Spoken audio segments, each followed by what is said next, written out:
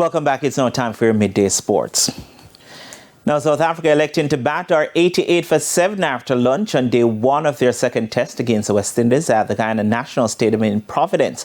The first session belonged to the hosts, who were off to a fantastic start, picking up 3 wickets for 20 runs in the first hour. Guyanese Shamar Joseph, playing in his first test at home, accounted for the wickets of Aiden Markram for 14 and captain Temba Bavuma for a 2-ball duck after Jaden Seals gave the hosts the break through removing Tony DeZerzi for 1. Jason Holder then dismissed Tristan Stubbs for 26 just before the break. Joseph, who missed the drawn test in Trinidad, is the only change from the opening test, having replaced Kemar Roach. The Windies are hunting their first test win at home against the Proteas since 2001 and their first series win over the visitors since 1992.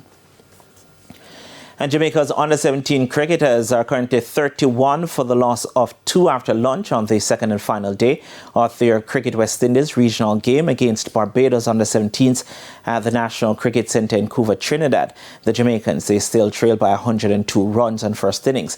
Earlier resuming the day at 186 for 4 in reply to the Jamaicans' first innings score of 103, the Bajans declared at 236 for 7. Joshua Branch, who was 59 overnight, top scored with 84 to go with 51 made by Joshua Darn on day 1. Captain Tariq Bryan ended with 2 for 34, while Vital Laws had 2 for 53 for Jamaica.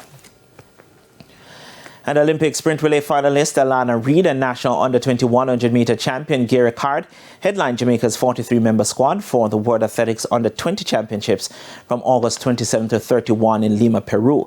The girls' team of 22 also includes defending sprint hurdles champion Karika Hill, Tiana Lee Terrelong, Shania Douglas, Sabrina Dockery, Abigail Campbell and Alia Baker. The boys' team, which has 21 members, also includes DeAndre Daly, Kemario Bygrave, Marcinia Rose and Jabbar Matheson. 2 notable omissions from the squad are defending triple jump champion Jaden Hibbert and US-based athlete Skylar Franklin, who has switched allegiance to Jamaica and competed at the National Junior Trials in June, where she won the 400 meters. Hibbert announced after last week's triple jump final at the Olympics that he was ending his season to recover from injury. It's understood that Franklin is having difficulty securing her Jamaican passport. The team will depart on August 25. And Craig Butler, agent of Leon Bailey, is hoping the new Reggae boyz coach will be given the freedom to select his own players.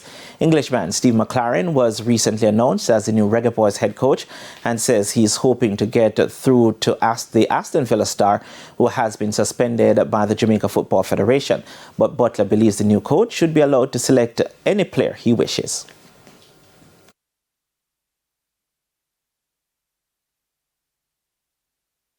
But again, as Sir Einstein said, you can't keep doing the same things the same way and expecting different results. So if you're going to bring in this coach and then tie his hands behind him and tell him what to do and who to pick, we're going to continue getting 15-0 in 3 games.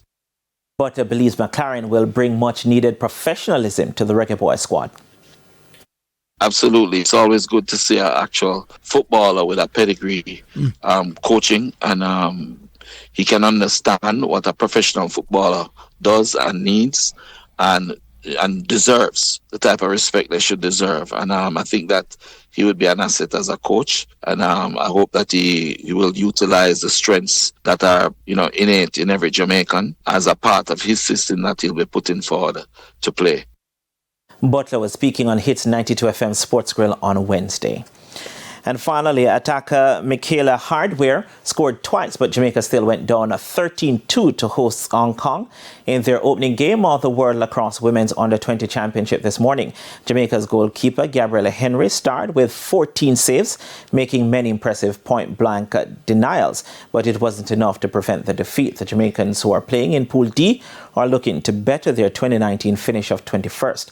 The local ladies will have to rebound quickly as they will take on England in their second game at 4 a.m. Jamaica time on Friday.